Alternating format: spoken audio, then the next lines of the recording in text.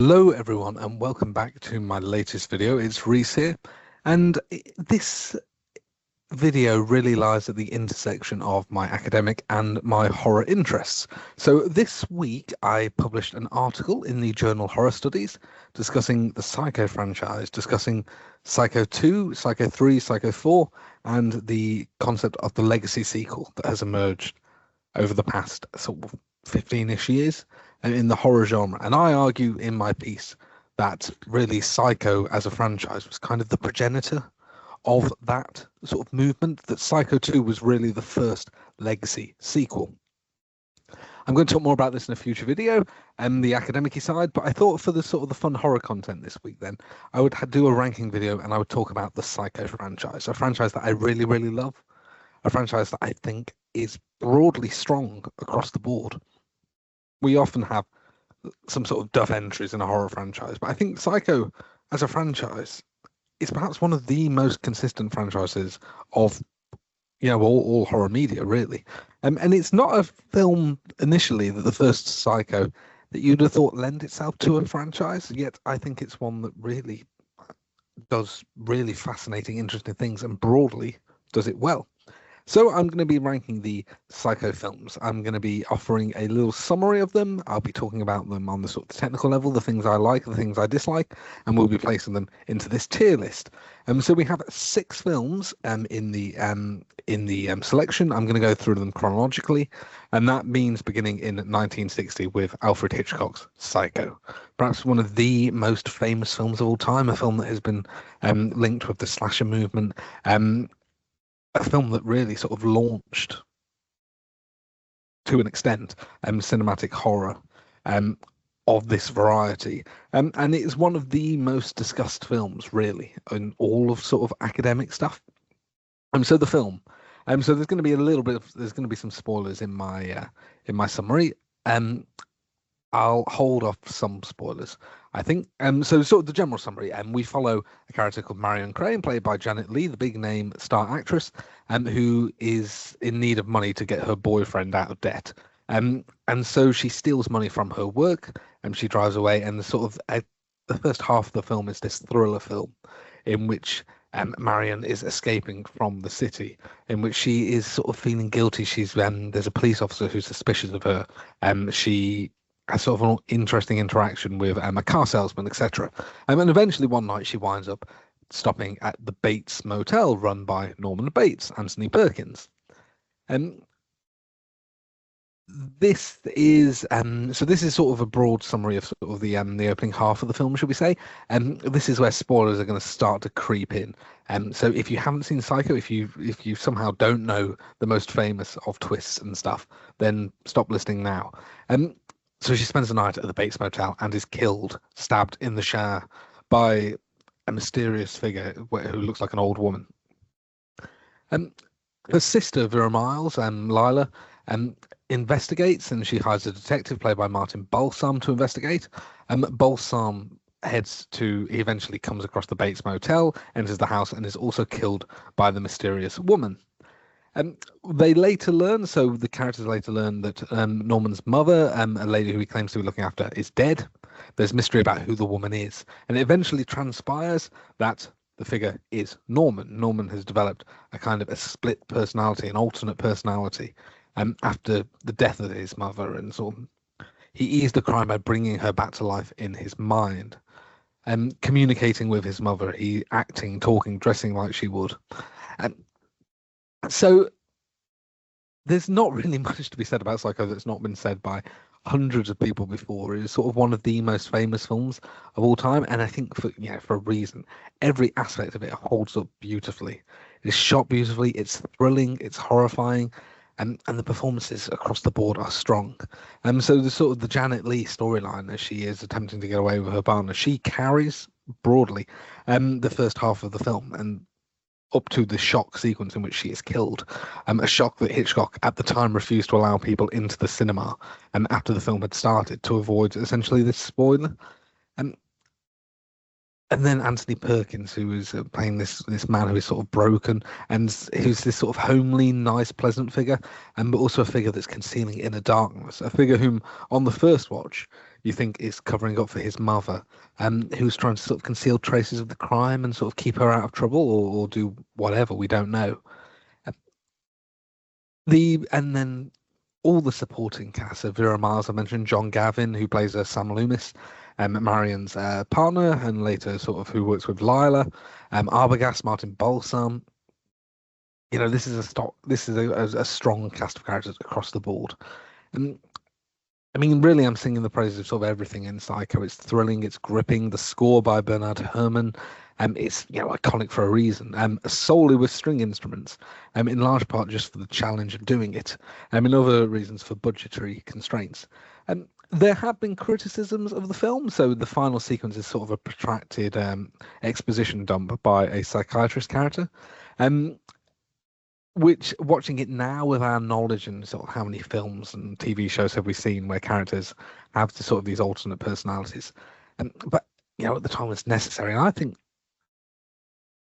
I think it still sort of holds up. It sort of kills the action a little bit, but the little coda that comes after it makes it work, I think. I mean, I'm talking about Psycho and singing its praises. There's no doubt whatsoever that it's going in the top tier. Psycho is an S tier film. It is one of the most famous, iconic films ever made. And I'd be lying to you if I said it didn't belong up there. Of course, the challenge comes. So when you have one of the most iconic films ever made, how do you sequelize it? That was the challenge facing filmmakers in 1983 with the release of Psycho 2. So directed by Richard Franklin, a script by Tom Holland, and the film essentially plays with this time difference. It's sort of set 22 years later. So Norman, after the events of the first film, has been confined to a sanatorium, and he's released. He's deemed cured. Lila, a returning Vera Miles, argues against this. She does not want Norman released. Norman returns to the Bates Motel and discovers that there's a new manager, a guy called Toomey, played by Dennis Franz, and he starts working in a diner. He's looked after by some of the waitresses, a lady called Emma Spool, the character played by Meg Tilly called Mary Loomis. And he's sort of looked after by his psychiatrist, played by Robert Loggia. And Norman is starting to adjust back into society, and the townsfolk, broadly speaking, are accepting of him. But then Mother starts to appear. Her presence is known. Norman starts getting notes from her, and he starts getting phone calls, and later deaths begin to happen. A figure and address kills Toomey.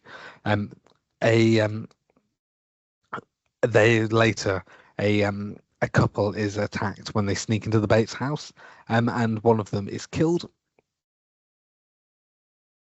And a lot of the questions of the film, the question that we're invited to ask is what's going on. Has Norman relapsed? Is he now killing again? Has his sanity broken? Or is something else going on? This is a film sort of, and I argue this of the original, it's essentially three acts punctuated by twist sequences. So those three sequences, the death of Toomey by a sort of a mysterious older lady. Later on, the reveal that Mary is Lila's daughter, and they're sort of coordinating to try and drive Norman back to insanity. And that they are behind some of the things that are happening, the phone calls, the notes, even sort of when Norman thinks he sees his mother, but doesn't. In some instances, it is Lila or Mary sort of essentially disguising themselves and actually being physically in the house. And there's a huge implication, a huge question mark, which is Lila responsible? Is she killing people then to try and get Norman incarcerated?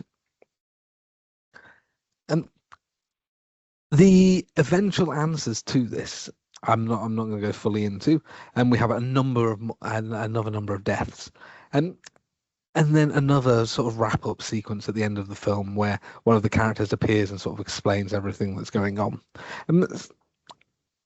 Psycho 2 is it's interesting because how do you make a sequel to a film like Psycho that's so iconic, so well known, and so important, so significant? And the answer is you do it like this. Psycho 2 is, I think, a really underrated film. I think it is as good as Psycho, if not better, really. And I think there's sort of an argument for it. Again, it most all of the benefits of the film. It has sort of a very tight script. It has a fantastic cast of characters and actors. Um, and although the body count is higher, but there's a reason for this. This is not just a generic slasher film. Um, and where it adds up, there have been criticisms of the end of this film, again, much like the first one. In the end of this film, for essentially kind of rewriting some of the canon of Psycho. And I don't love it. I don't hate it. I think it's an ambivalent thing. And where Psycho 3 comes along, it sort of changes the picture a little bit. But I think that again, Psycho 2 is really, really quality. I think it's really criminally underrated. I mean, I would highly recommend going out and looking for it. Because it's an excellent thriller, and at the heart of it really is a sort of a Anthony Perkins' performance again. There are scenes in this in which he's heartbreaking, where he's sort of trying to be better and really terrified that he's relapsing, that he's completely unable to get away from sort of the sort of traumas that he'd suffered in the past. I'm talking and yapping. I'm going to place Psycho 2 again in the S tier because that is truly where it belongs. It is that good a film, I think. Let's leap ahead. So disappointingly, so I like Psycho 3 as well. I think it's good. Disappointingly, it's kind of undoes some of the work that Psycho 2 does. Let me give you a little summary of its plot first. So the central character in this, as well as Norman, is Maureen Coyle, played by Diana Scarwid, who is a nun who is essentially trying to commit suicide and forced to leave the convent because of a death that results. So there is investigations into the death of one of the characters in Psycho 2.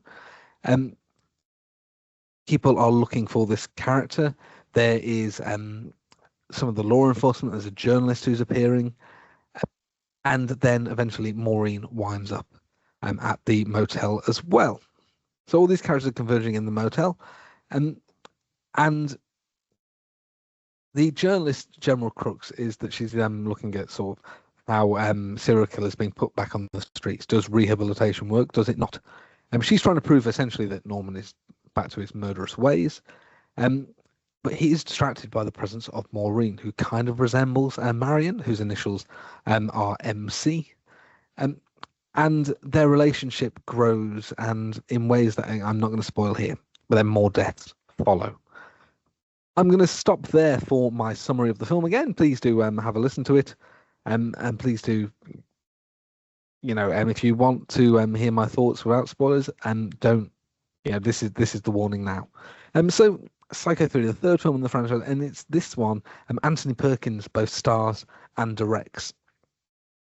And my disappointment with this is that the film again does some really interesting things. Norman is essentially forced into a caring role almost, sort of as he kind of is with the Mary character in Psycho 2. But in this, he essentially has to look after this young woman, Maureen, who is undergoing her own sort of mental health issues. And it's a different side to him. There is a kind of a narrative going through the Anthony Perkins Psycho films of Norman as grappling with his mental health issues, grappling with traumas in his past and trying to move past them. And Psycho 3 is the one that sort of does the least with that. And the implication is that the damage done in Psycho 2 has essentially turned him into, I don't want to quite call him a slasher villain, but it's on that sort of vibe. And the film sort of tries to have it both ways with, are they letting him heal? Are they sort of essentially turning him into this just sort of essentially slashing monster? It tries to have it both ways, and I don't love that as much. There are other things here as well. So I mentioned the sort of canon shifting event at the end of Psycho 2. This film goes to great efforts to rewrite that, to put things back to how they were in Hitchcock's Psycho, the 1960 version. Again, it works within the film. This ties in, really, this is where sort of the journalist storyline comes in. it adds up to a final sequence that essentially this film is less tight than the first two, I would say. There's a lot to love though, nonetheless. So I particularly like, again, Perkins is the heart of these films. His performance, although it veers more into sort of slasher territory than it has in the first two, than it will in Psycho 4. And again, he's the heart of the film, and his relationship with Scarwood, it's less interesting, I think, than it was with Janet Leigh and Meg Tilly in the first two films. But again, there is a real tenderness there that I quite like. Norman is a character. You get this sense of Norman as a human, and I like that. I like the sort of the efforts to essentially give him more dimensions, to give him more richness as a character. There are, because this is sort of a period of slasher films and stuff, so there are, again, a higher body count here and some good kills if you're in for that. There are some tight sequences, one in which Norman is visited by the sheriff, played by Hugh Gillen, and as he concealed a body in an ice tank and sort of is conscious that the sheriff is chewing on ice and is worried about essentially the body being found. So there are some good sequences there, and I like the human dimension of this one. And the slasher dimension of this is good, but it's not really sort of where the Psycho franchise is heading, I think. I mean, that is disappointing. And this is no sort of this is not me having a go at Charles Edward Pogue, who wrote the script. I just think that sort of the dimension that was set in Train by the first two films is not really realised here, and would later be picked up in Psycho 4. But nonetheless, I think it's still a great film. I think if you're in, I wouldn't rate it badly by any means. I'm going to put it in the A tier. Am I going to put it in the A tier? I am going to put it in the A tier. Because again, it's not a bad film, and at the heart is a character who is particularly rich. This is, again, it's another interesting set of characters. And I think it works. It works logically. It doesn't follow on as nicely, but if you look at the film for what it is, then what it is essentially making Norman a bit more of a slasher villain, trying to give him a bit more of this personal dimension, and it works. Yeah, it works. It works. That it is lower.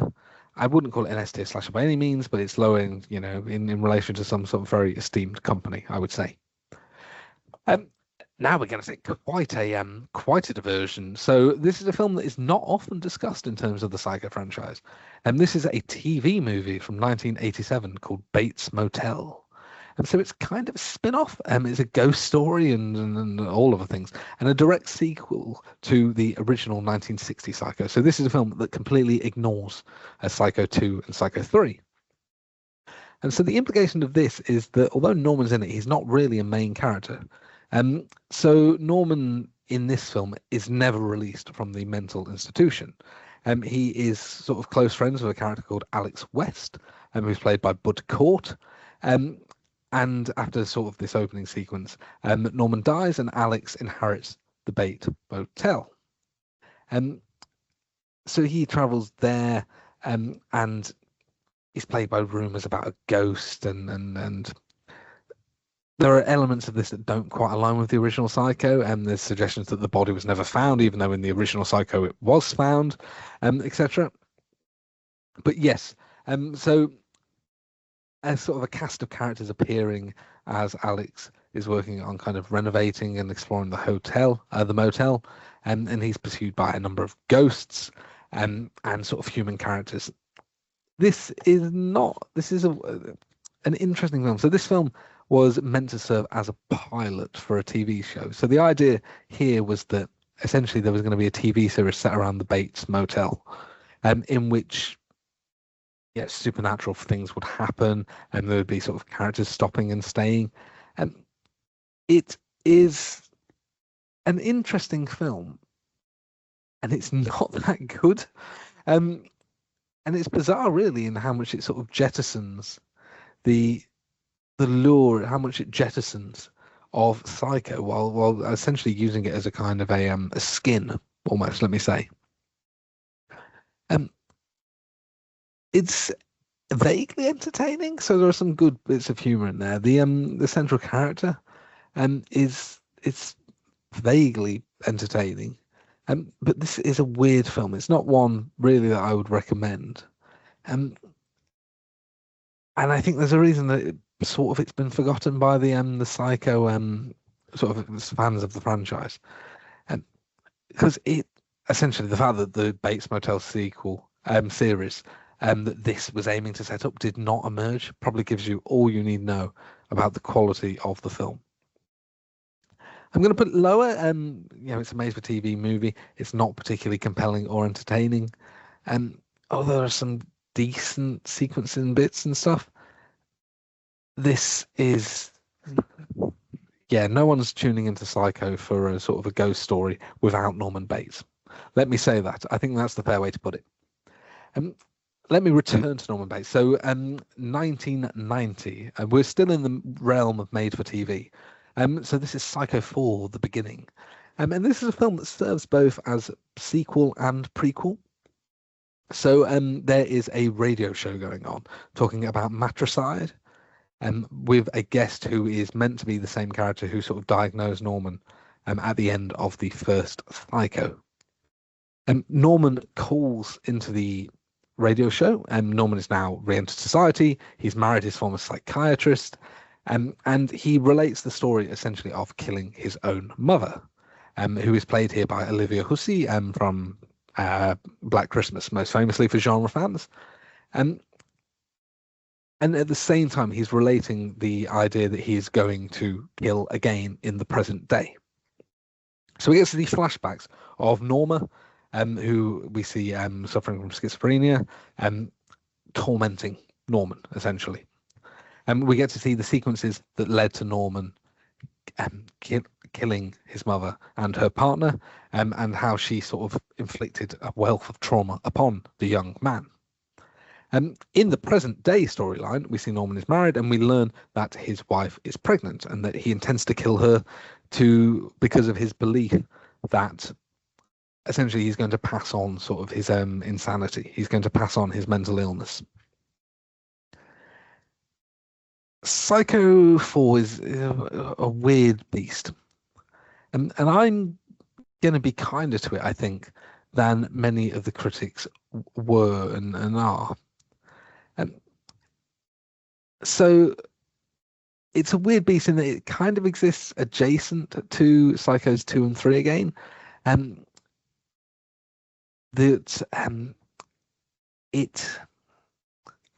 don't know how am I saying what I'm saying. It kind of is as a sequel and adjacent to them both at once.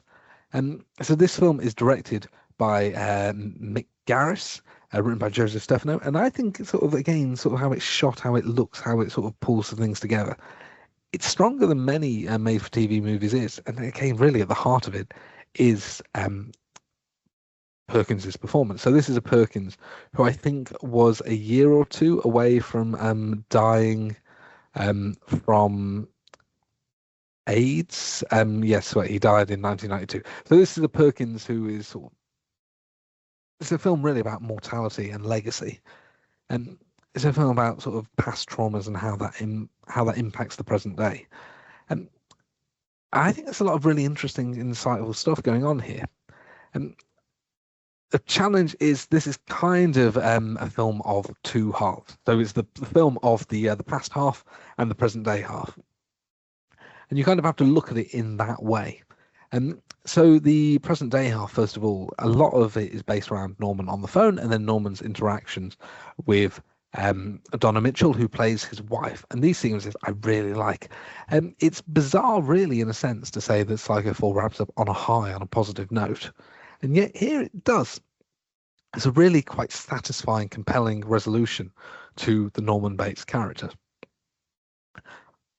I really like it. You can see a sort of an obvious through line from the Norman of 1960 Psycho to this Norman 30 years later. And I really like it. And again, Perkins does a lot. So he is the heart of this franchise. And the way he performs in this film, in that half, it really sells a lot of the struggles, a lot of the indecision he's going through, and his decision to commit a murder that is his own murder rather than one dictated by his mother. But then coupled with this is the past half, which is broadly mostly focused on Hussey as Norma, and then Henry Thomas from who I think was in E.T. As a younger Norman Bates. These things are less good because Thomas is a less compelling sort of performer here than Perkins, and Olivia Hussey gets to have a lot of fun with the role, but there's a sort of a tendency veering towards overacting, I think. And so it's quite a mixed one, I think. And really, I have to reflect that in the ranking. So I think the film really wraps up the Norman storyline really well. And I sort of but it falls kind of into the trap of prequels of explaining too much and coming up with answers that weren't particularly interesting or adding a lot. And it doesn't harm the legacy of the franchise, I would say. Yes, this is. I'm going to put this as a B ranking, I think, because it is kind of there as a film, I think. And again, this is a B. I would rather watch this than a lot of films. Generally, I think again, sort of all these films are good. There's not a film here I think is bad of the Perkins films. Let me specify of the Perkins films, but it's markedly weaker because it is very much a film of two halves. If sort of the creative thread throughout these four films is Perkins, the fact that we only get half as much of him in this film necessarily kind of hurts it because the other half isn't strong enough to sort of make up for that.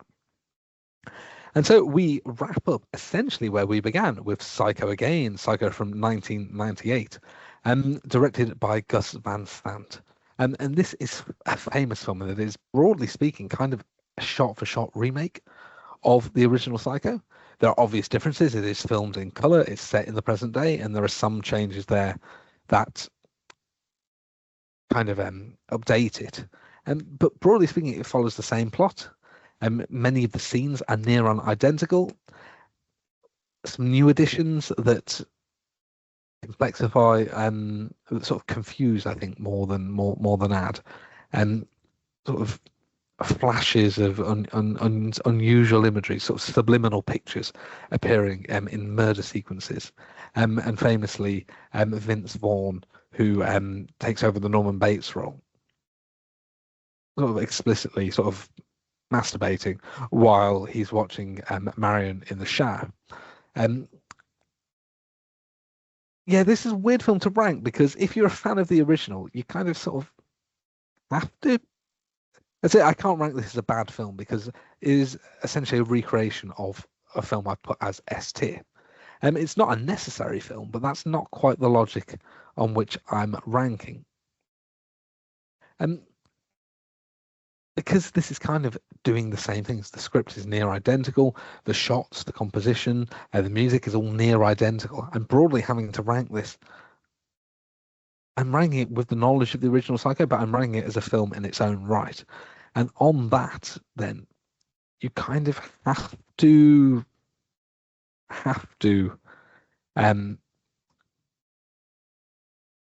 think about it in a sort of a broadly mixed light. There's stuff to love here again. So although I don't rank the casting of Vince Vaughn as Norman, I don't think he doesn't have that sort of same sort of everyday likable charm that Perkins does. Unusually so, because Vaughn in the sort of comedic roles really does. And Anne Heche as Marion, again, sort of doesn't really carry that same sort of presence. I very much like Julianne Moore as Lila. I like William H. Macy as Arbogast the detective. There are castings, there are elements of this I love. Again, I'm going to be honest, this has to be a mixed film because it can't be a bad film because it's essentially a direct recreation of a very good film. But it's a film that remakes worse. And that is very, very much, I can say, sort of it remakes, and sort of a lot of the magic of the original is lost in the remaking. So there we go. That is my ranking of the Psycho franchise. So I would say I think I'm broadly happy with this. I think this again. I think Psycho is a franchise, and particularly the Anthony Perkins portion of it. Those four films really are what I would call the core Psycho franchise. And I think broadly speaking, it's a really, really strong franchise throughout. I would very much recommend. I think it's very underrated. So Psycho 2 is in particular a film that I think is really, really underrated by genre fans and sort of film fans more generally. But all of the four Perkins films are really interesting in their own right. So I would very much recommend. So this is my ranking. You see this on screen. Psycho 2 is S tier films. Psycho 3 is A, and Psycho 4 and the 1998 version of Psycho as B tier, and then the made-for-TV Bates Motel as D tier. This ranking was inspired by a piece I published in Horror Studies shortly, and I'm going to make a video on that down the line, talking about my argument, talking about legacy sequels, and talking about the process of publishing. Thank you very much for watching here. If you have seen the Psycho films, I would love to hear your thoughts. I would love to hear your thoughts on the ranking. If you've seen Psycho 2 and agree with me that it's very underrated, please do comment below too. No, share your comments, share your thoughts. If you'd like to make your own tier list as well, please do so. I put the link to this tier in the description. I just thank you very much for watching. Please do like, please do comment, please do ring the bell, please do subscribe, and I will look forward to seeing you all in the next one. But thank you very, very much.